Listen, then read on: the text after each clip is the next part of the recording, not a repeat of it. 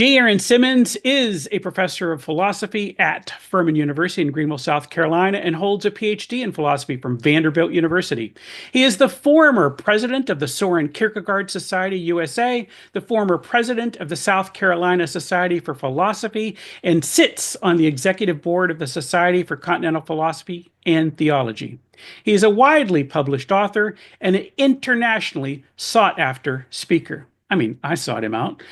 Having authored or edited more than a dozen books and hundreds of essays on topics in philosophy of religion, political philosophy, and ethics, his recent work has been more in the vein of public philosophy. His most recent book is a general audience text titled Camping with Kierkegaard.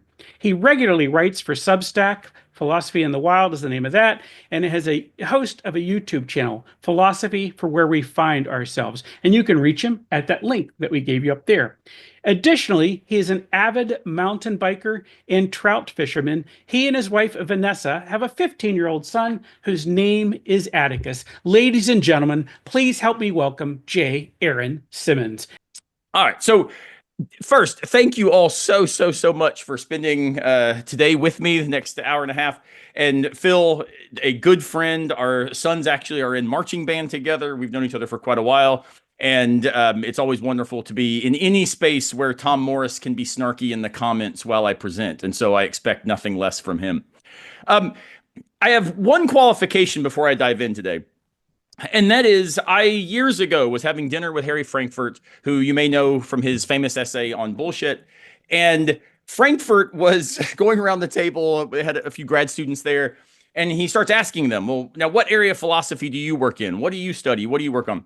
And one of the people at the table said, oh, I work on Derrida. And Frankfurt looked utterly perplexed and just could not understand what it meant to work on Derrida.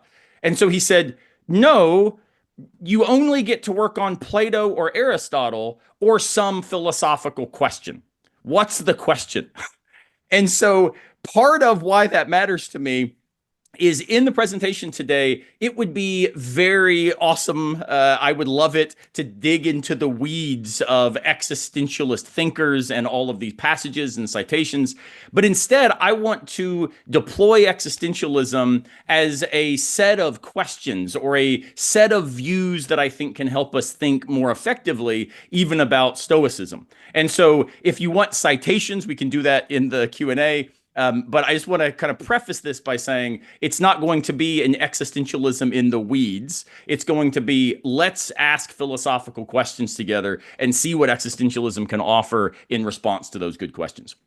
So the thing that I want to start with, I'm speaking to a bunch of modern Stoics. I take Stoicism very seriously, and I love a lot about Stoicism. But why I don't call myself a Stoic is because I think that what it gets right is profound, and yet there are some problems and temptations, and that's where I think existentialism maybe can help us think more effectively about what it gets right. So what does Stoicism get right?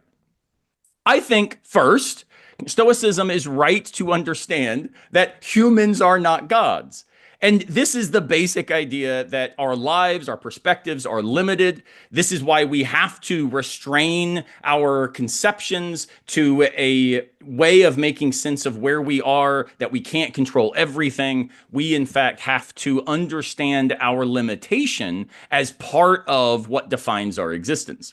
But secondly, this inner life where we are limited then to deploying the will relative to interiority, this is something that is really profound, because if we reduce subjectivity to just external objectivity and we just make ourselves a matter of external achievement, the problem with this is it then is necessarily going to leave us deeply disappointed. And I would even suggest that it leads to despair. Right? If your life is defined by getting the next car, the next job, the next achievement, the round of applause from Phil Yanov, what's going to happen is those are things that ultimately are going to be outside your control. Cars break down, phones get dropped in water, sometimes Phil just boos. And so the idea that our subjectivity is not reducible to those external achievements, I think, is something that Stoicism is absolutely right about. And finally, our experience is therefore deeply impacted by our will. Now, I'm a mountain biker. I love it an awful lot. Trout fishing is still my first love, and my wife is my second. But she does not like when I say that. But the idea is, when you mountain bike, part of what you've got to do is figure out what's the path through a particular obstacle. How is it that you're going to find the right route? And so here in this image, you can see the green route is the better way forward. The red routes all present particular problems. And so what we do is, the lives we live, the experiences we have, are not independent from the will we deploy for how we navigate and how we find the right line that we think will take us into fulfillment, into what the Stoics will call ataraxia, or this sense of contentment with the world. Now, that said, there are some flies in the ointment, and so here are the worries that I have. The first is from a friend of mine, the philosopher Todd May. And he talks about this actually in a book all about a finite life and what it means to live a vulnerable existence. And he says part of the problem with possible readings of Stoicism is that in the attempt to respond to these limits that define our existence, right, the external world that is beyond my control, the limited years that I'm going to be on this earth, there is emerging a temptation that we can start saying, oh, I will then be unaffected by that stuff, right? This is famously the ancient idea that when you kiss your wife or kiss your husband, make sure to say to yourself, oh, they are mortal, because eventually they're going to die, and then you are not disturbed when that happens. This attempt to be unaffected is then part of what ataraxia is all about, it seems, for at least an awful lot of Stoicism. And I think this is a thing we should maybe worry about. Second, there's a fly in the ointment at the level of what this kind of restrained will might yield, as it concerns a kind of personal resignation and a withdrawal from possible social transformation. And this, I think, again, is motivated by a deeply correct intuition. We take our agency seriously. So why get despairing and depressed by the fact that our agency can't control everything outside of us? And so we restrain that agency to what is within our control. But within our control might then get misunderstood as not relevant to some sort of social or political or cultural phenomena. And that's where I think we've got to be careful about what external means. Now, are there, in light of these possible flies in this otherwise really compelling Stoic account, are there other resources? Now, here's my hope, that some version of affective selfhood that we feel as deeply as part of ourselves, that's what it means to be us, and our personal agency really makes a difference, but it also motivates us to engage in transformative behavior. We don't like the external world? Change it. Don't just resign yourself to the idea that it doesn't need to affect you. So this is the hope, and I want to suggest that existentialism is actually a pretty good place to look for some resources in achieving that hope in light of what's right about Stoicism and yet some of the temptations to which some varieties of Stoicism might lead. So this is where I'm going to not talk about the specific philosophers you see on your screen, but instead appropriate their thought to give some big key claims that I think their work offers us. And the first is the basic idea that our vulnerability is not something to overcome. It's actually one of the most important things about us. So any attempt to be invulnerable or unaffected misunderstands what relational human existence is all about. Now, this is something that we find in lots of the existentialists, from Nietzsche and Dostoevsky to Kierkegaard, all the way up to Simone de Beauvoir. And what they're all trying to suggest is that the limitation, our finitude, the fact that we're going to die, that our bodies age and break down, that this is something that is not to be hidden from, but something to then live into more completely, such that ataraxia, contentment, fulfillment, might be a better way of being vulnerable instead of trying to invulnerably pull ourselves out of that human existence. So, as a way of trying to make that existential point, this is a video of a friend of mine mountain biking. I will be the person standing undisturbed off in the foreground in a minute. Let's watch this together.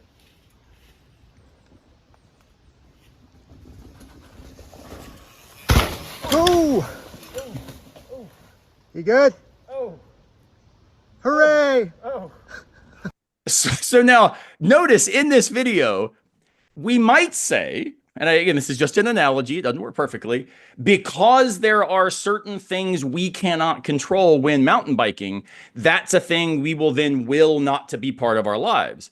But instead, part of what we think makes it so compelling is the fact that we take these risks on purpose, and our vulnerability is what makes it so rewarding.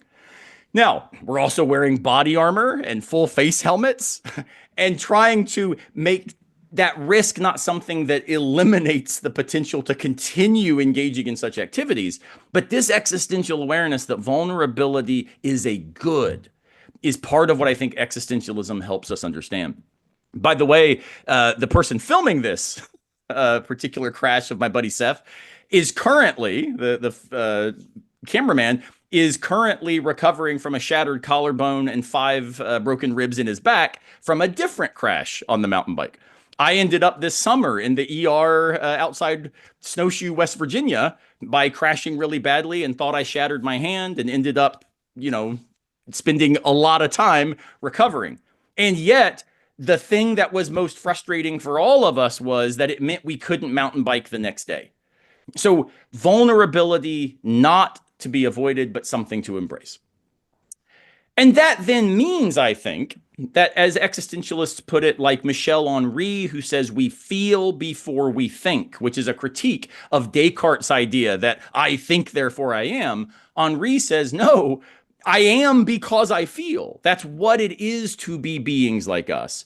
Affectivity, the being affected by, is not something that happens secondarily or as a threat to my inner tranquility. It's actually what makes it possible. So this is a picture of my son and I hiking in the mountains many years ago. Now he's as tall as I am and wants nothing to do with me. But before he was 15 and generally a jerk, we used to spend a lot of time in the mountains together. And when I look at these pictures, I am affected. I am moved by this. And it makes me not only want to be a better father, but it also makes me appreciate the experiences we have had and the things we've navigated by walking together. Ram Dass puts it this way and says that ultimately, at the end of things, we are all just walking each other home. And that idea of not being restrained or resolved away from, but further invested, fully moved by, is something that I think we've got to embrace, and existentialism helps us do it. Now, what does that then mean? Freedom, as the Stoics rightly understand, is very real, but so are the consequences of that freedom. And what this then means, I think, is that we are called to take seriously that our vulnerability is what makes these consequences matter.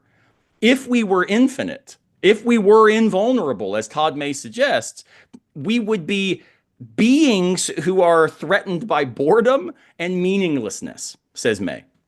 Because if you had an infinite amount of time to do infinitely anything, nothing would be worth doing.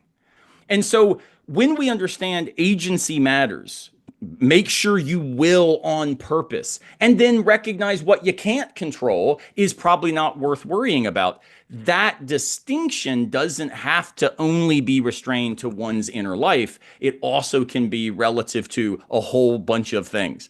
And as a way of trying to show this, the video I'm going to show you just a clip of is from a recent hardcore concert. If Tom Morris were a little bit cooler, he would go to these kinds of shows. But my son at 15 years old is one of the people in the middle going in a circle. Now, why I'm showing this is because I had just had cataract surgery the day before and couldn't get in the middle of what we call the pit. I couldn't get punched. I couldn't get knocked. It would mess up my surgery. And so my son is out there at his first real show where he was able to get in the middle of this. And two things happened. One of my students was there, and I had told my student, hey, make sure that my son gets involved. And so when this started, the dude grabs my son and throws him into the middle of this chaos.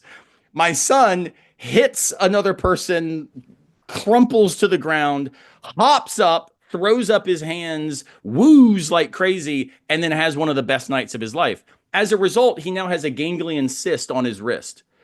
And the consequence of the fun that he had, the consequence of that engagement is something that actually doesn't detract from its significance. It's not something, oh, I shouldn't have done this. It actually makes it worthwhile. So because I'm sure this is not most people's taste in music, let me just show you a second of what brought actually affective tears to my existential eyes watching my son out in the show. Go fast, turn left, just like NASCAR, baby. If you got it at 5, you got it at 50, let's go.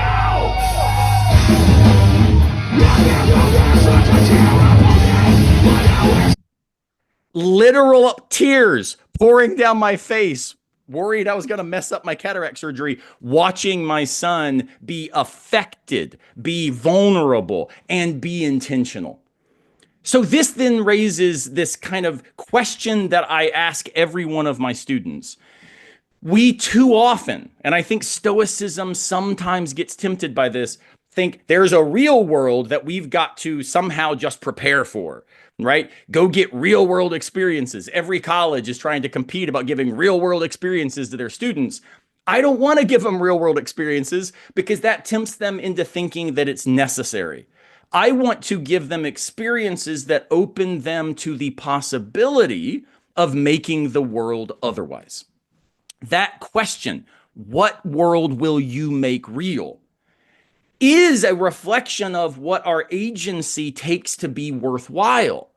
And that active affectivity is what leads for me to thinking about the famous story of Sisyphus. Sisyphus is condemned to roll the rock up the hill for all eternity. Now, there's a very good Stoic reading of this. He can't not roll the rock, so he changes his attitude and how he deploys himself in relationship to it. And this allows him then to find a kind of meaning regardless of unchangeable external circumstances. But there's another way to think about Sisyphus, which I actually think is more what Albert Camus offers in his reflection on the story, where he says, look, when Sisyphus raises the rock, this is how he spites the gods who contend him. What does that mean? When he picks up the rock, it's not that he's saying, I can't change this, so I'll change myself. He decides to change what the this is. This is meant to be his condemnation, but it will be his triumph by not allowing himself to be overwhelmed. He transforms what the situation actually is. And this is why, at the end of the essay, Camus says, we leave Sisyphus there at the foot of his mountain, leaning against his rock, getting ready to push it back up the hill, and we imagine him happy. Now, that can be a kind of classical Stoic notion of ataraxia. He is undisturbed by what he cannot change, but it also can be a kind of existentialist triumph over what was made to condemn me. That mode is where I want to think about a Stoic existentialist or an existential Stoic as maybe what allows us to see what's right about both of these movements being resources for each other. And this then leads to the final question that I want to ask you. And this is the central question of my recent book, Camping with Kierkegaard. What then is worthy of your finitude? I take this to be a fundamentally Stoic question. Since you don't have an unlimited amount of time, what then will you do with the time you have? On the other hand, I think that it's got to be an existentialist question, because what's worthy of my finitude requires that I say, what is worthy of letting affect me? Not how can I be unaffected? And what world is worthy of my effort? Not that's external to me, and so it's not a thing I can change. So I want to leave you with this question: what is worthy of your finitude? As we then look at some ways of trying to unpack this and move into our discussion time together. Before we do that, however, I do want to again mention, please connect with me. I've put my website in the chat. I would love to be in touch with you. My Substack, my YouTube, these are things you can reach out to as well. And I would love for you to check out this recent book. It's my first attempt to write a book for a public-facing audience. All the rest of my stuff is unreadable academic tomes that I do not recommend, unless you are really wanting to dive in the weeds of Danish modal ontology and stuff. But it really has been my joy to think with you. And so here are some questions that I want to look at with you. The first one is this. The fact of being affected, I have argued, is part of what the existentialists take as central to our human condition. Yet, I have also argued Stoicism can be read as minimizing this dimension of our existence. What's lost or gained if we do diminish it? Is invulnerabilism maybe a good? It makes us happier because I'm not affected?